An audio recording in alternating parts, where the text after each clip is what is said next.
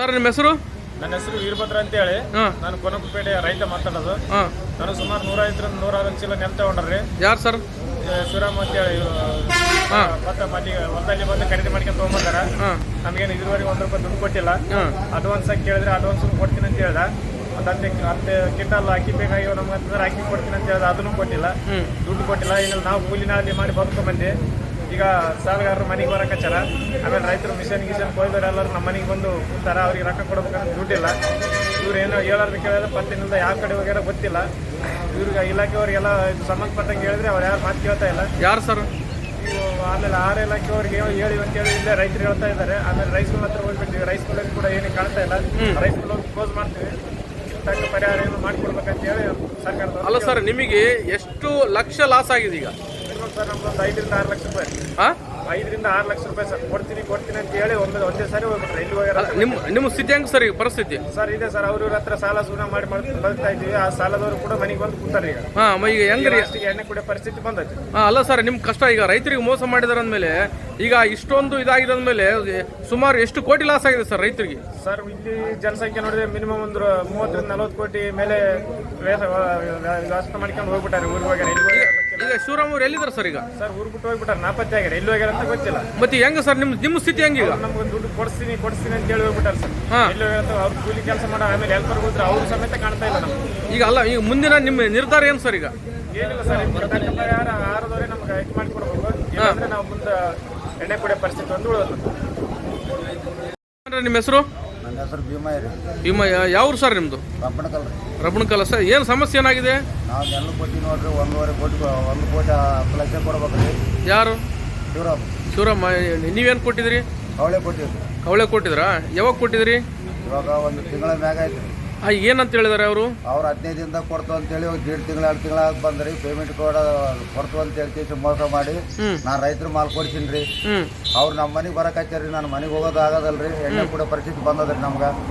ಅದೇ ದಯವಿಟ್ಟು ಎಲ್ಲಿದ್ರೆ ಅವರು ಡಿಪಾರ್ಟ್ಮೆಂಟ್ನವರು ಹಿಡ್ಕೊಂಡ್ಬಂದು ನಮ್ಗೆ ಏನು ವ್ಯವಸ್ಥೆ ಮಾಡ್ಬೇಕು ನೋಡ್ರಿ ನಾವು. ಅಲ್ಲ ಸರ್, ಈಗ ನೀವು ರೈತರಿದ್ದೀರಿ, ಅಮಾಯಕರಿದ್ದೀರಿ. ನಿಮಗೆ ಮೋಸ ಮಾಡುವ ಉದ್ದೇಶದಿಂದ ಶಿವರಾಮ್ ಅವರು ಈ ರೀತಿ ಮಾಡಿದಾರಾ ಅಥವಾ ನಿಮಗೆ ಏನಾದರೂ ಯಾರಾದರೂ ಈ ಮಾಡ್ಬೇಕಂಬ ಉದ್ದೇಶ ಏನಾದರೂ ನಿಮಗೆ ಮಾಡಿದಾರಾ? ಅದು ಗೊತ್ತಿಲ್ರಿ. ಮಾಡ್ಬೇಕಂಬ ಉದ್ದೇಶ ಇಟ್ಟಿದ್ರೆ ಮಾಡೇನೇನ್ರಿ. ನಮ್ಗೆ ಅಷ್ಟಂತೂ ಇದಿಲ್ರಿ. ನಿಮ್ಮ ಪರಿಸ್ಥಿತಿ ಹೆಂಗೆ ಸರ್? ಈಗ ನಮ್ಮ ಪರಿಸ್ಥಿತಿ ಎಣ್ಣೆ ಕೂಡ ಬೀದಿಗೆ ಬಂದದ್ರಿ. ನೋಡಬ್ರಿ. ನಾನು 4 ದಿನ ನೋಡ್ತೀವಿ.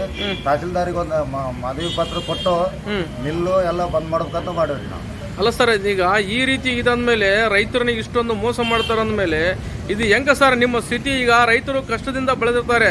ಈಗ ಗೊಬ್ಬರ, ಎಣ್ಣೆ ಮತ್ತು ಕಾರ್ಮಿಕರ ಕೂಲಿ ಅಂತೇಳಿ ಈಗ ನಿಮಗೆ ವಂಚನೆ ಆಗಿದ ಮೇಲೆ 1 ಕೋಟಿಗಟ್ಟಲೆ ಸುಮಾರು ಒಂದು 30 ಕೋಟಿಗೆ ಅಧಿಕ ಅಂತ ಹೇಳ್ತಾ ಇದ್ದಾರೆ. ಈಗ ಯಾವ ರೀತಿಯಲ್ಲಿದೆ? ಎಲ್ಲಿದ್ದಾರೆ ಅಂತ ಅವ್ರು ಶಿವರಾಮ್ ಅವರು? ಅವ್ರು ಎಲ್ಲೇ ಇದಾರಂತ ಅಂತ ಹೇಳ್ತಾರೆ. ಹುಡುಕರು ಪೊಲೀಸ್ ಅವರು ಕೂಡ ಸರಿಯಾಗಿ ಜವಾಬ್ದಾರಿ ತಗೊಂಡು ಹುಡ್ಕವಲ್ರಿ. ಯಾರು? ಪೊಲೀಸ್ ಇಲಾಖೆ. ನೀವು ಕೇಳಿದ್ರಾ? ಕೇಳಿವ್ರಿ. ಆಯ್ತ್ರಿ. ನಾವು ಹುಡ್ಕಕ್ಕತ್ತೀವ್ರಿ ಅಂತಾರ್ರಿ. ಏನೋ ಸಿಗವಲ್ದ ಮಾಹಿತಿ ಹುಡ್ಕಕ್ಕತ್ತೀವ್ರಿ ಅಂತ ಹೇಳ್ತಾರ್ರಿ.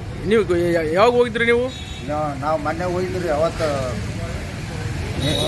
ಒಂದು ವಾರ ಆಗಿ ಬಂತ್ರಿ. ಇವಾಗ 6 ದಿನ 7 ದಿನ ಆಗಿದ್ರೆ ಹೋಗಿ ಬಂದು ಇದು ಮಾಡಿ. ಏನಂದ್ರು? ಇವತ್ತು ಅದೇ ಮಾತು ಹೇಳಕತ್ತಾರೆ. ಏನಂತ? ನಾವು ಹುಡ್ಕಕ್ಕತ್ತೀವ್ರಿ, ನಾಳೆಗೆ ಬೇಕಿದ್ರೆ ನೀವು ಕೂಡ ಬರ್ರಿ ಅಂತ ಹೇಳಕತ್ತಾರೆ. ಅಂದ್ರೆ ನೀವ್ಯಾರು ಪೊಲೀಸ್ ಇಲಾಖೆಯವರ ಹುಡುಕಾಡೋದಕ್ಕೆ? ಮತ್ತೆ ಅವ್ರ ನಮ್ಮನ್ನ ಹೇಳಕತ್ತಾರೆ. ಪೊಲೀಸ್ ಅವರಿಗೆ ನಿರ್ಲಕ್ಷ್ಯ ಐತೆ ರೀ.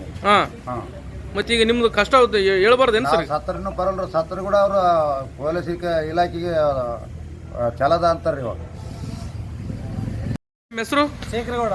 ಹೌದಾ ಸರ್? ಏನು ಸಮಸ್ಯೆ ಏನು ಸರ್? ನಾವು ನೆಲ್ಲ ಕೊಟ್ಟಿದ್ದೇವೆ ಶಿವರಾಮಮ್ಮ ಅವರಿಗೆ.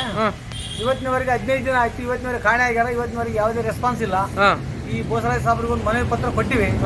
ಆದಷ್ಟು ಪ್ರಯತ್ನ ಮಾಡಿ ಪೊಲೀಸ್ ಡಿಪಾರ್ಟ್ಮೆಂಟ್ನವರು ಸಹಕರಿಸಿ ಅವ್ರನ್ನ ಎಲ್ಲಿ ಇದಾರ ಏನಂಬೋದು ಕಂಡುಹಿಡಿಬೇಕಾಗಿ ತಮ್ಮಲ್ಲಿ ಇದು. ಅಲ್ಲ ಸರ್, ಈಗ ನಿಮಗೆ ಯಾವ ರೀತಿ ಅನ್ಯಾಯ ಆಗಿದೆ? ಎಷ್ಟು ಲಕ್ಷ ನಷ್ಟ ಆಗಿದೆ ಸರ್? ಸುಮಾರು 30-35 ಕೋಟಿ ರೀ. 35 ಕೋಟಿ. 106 ಜನ, 100 ಜನಸಂಖ್ಯೆ. ಯಾವ ಭಾಗದ ರೈತರು ಸರ್ ಇವರೆಲ್ಲ? ಎಲ್ಲ ಮಾನ್ವಿ ತಾಲೂಕಿ ಎಲ್ಲ ಭಾಗದ ರೈತರು. ಮಾನ್ವಿ ಗುಡುಗುಂಟದವರ ಇದಾರೆ ಇದರಲ್ಲಿ.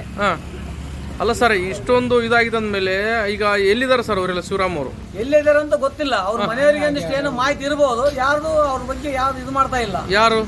ಅವರು ಮನೆಯವರು. ಏನಂತ? ಅವ್ರ ಬಗ್ಗೆ ಎಲ್ಲಿದ್ದಾರೆ ಏನಂತ ಯಾವುದೇ ಪ್ರೂಫ್ ಕೊಡ್ತಾ ಇಲ್ಲ. ಈಗ ನಿಮ್ಮ ಸ್ಥಿತಿ ಹಂಗ ಸರ್, ನಿಮ್ಮ ಗತಿ ಹಂಗೀಗ ಏನು ವಿಚಾರ ಇವರು ಪೊಲೀಸ್ ಡಿಪಾರ್ಟ್ಮೆಂಟ್ನವ್ರು ಏನಾದ್ರು ಮಾಡಿ ಪ್ರಯತ್ನ ಮಾಡಿ ಅವ್ರು ಹುಡುಕಿಯನ್ನು ಬರೋಂಥ ವ್ಯವಸ್ಥೆ ಮಾಡಬೇಕು. ಈಗ ಪೊಲೀಸ್ ಇಲಾಖೆ ಅವ್ರನ್ನ ಭೇಟಿಯಾಗಿದ್ರ? ಭೇಟಿಯಾಗಿದ್ವಿ, ಈಗ ಅವ್ರು ಭೇಟಿಯಾಗಿದ್ರು, ಭೂಸಾಯಿ ಸಾಬ್ರ ಅವ್ರ ಭೇಟಿಯಾಗಿದ್ರು. ನಾವು ಹುಡುಕ ಪ್ರಯತ್ನ ಮಾಡಕತ್ತೀವಿ, ಮಾಡ್ಬೋದು. CPI ಸಾಬ್ರ ಹತ್ರ ಭೇಟಿಯಾಗಿದ್ರು, ನಾವು ಬಂದು ಹುಡುಕಾಡ ಪ್ರಯತ್ನ ಮಾಡ್ತೀವಿ, ಮಾಡಕತ್ತೀವಿ ಅಂತಾನೆ ಹೇಳ್ಯಾರ. ಯಾರು ಹೇಳಿದ್ರು? CPI ಸಾಬ್ರೇ ಹೇಳಿದ್ರು. ಅಲ್ಲ, ಈಗ ಸಚಿವರಿಗೆ ಮನವಿ ಕೊಟ್ರೆ? ಮನವಿ ಪತ್ರ ಕೊಟ್ಟಿದ್ದೀವಿ. ಅವ್ರು ಏನಂತ ಹೇಳಿದ್ರು? ಆಯ್ತು, ಆದಷ್ಟು ಪ್ರಯತ್ನ ಮಾಡಿ ಹುಡುಕ್ತು ಅಂತ ಹೇಳ್ಯಾರ್ರಿ. ಅಲ್ಲ ಈಗ ಅಲ್ಲ ಸರ್, ಇಷ್ಟೊಂದು ಕೋಟಿಗಟ್ಟಲೆ ನಿಮ್ಮ ರೈತರಿಗೆ ವಂಚನೆ ಮಾಡಿದಾರೆ ಅಂದಮೇಲೆ ಇದು ಯಾರಾದೋ, ಇದು ಒಂದು ರೀತಿಯಲ್ಲಿ ಸರ್ಕಾರ ಏನ್ ಮಾಡ್ತಾ ಇದೆ, APMC ಇಲಾಖೆ ಅವ್ರು ಏನ್ ಮಾಡ್ತಾ ಇದಾರೆ? APMC ಅವರು ಯಾವುದೇ ಇದ್ರ ಬಗ್ಗೆ ಯಾವುದೇ ಇದು ತನಿಖೆ ನಡೆಸ್ತಾ ಇಲ್ಲ. ಸರ್ಕಾರದವರು ಇದ್ರ ಬಗ್ಗೆ ನಿರ್ಲಕ್ಷ್ಯ ವಹಿಸಿದ್ದಾರೆ ಅಷ್ಟೇ. ಅಲ್ಲ ಸರ್, ಈ ರೀತಿ ಒಂದು ರೀತಿ ನಷ್ಟ ಆಗಿದೆ ಅಂದಮೇಲೆ ನಿಮ್ಮ ನಿರ್ಧಾರ ಏನು, ಮುಂದಿನ ನಡೆ ಏನು ಸರ್? ಮುಂದಿನ ನಡೆ ನಾವು ತಹಸೀಲ್ ಆಫೀಸ್ನವರೆಗೆ ಹೋರಾಟ ಮಾಡ್ಬೇಕಂತ ನಾವು ಮಾಡಿದ್ದೇವೆ. ಐಬಿಲಿಂದ ಹಿಡಿದು ತಹಸೀಲ್ ಆಫೀಸ್ನವರೆಗೆ ಹೋರಾಟ ಮಾಡ್ಬೇಕಂತ ಹೋಗಿ ಹೊಂಟಿದ್ದೇವೆ.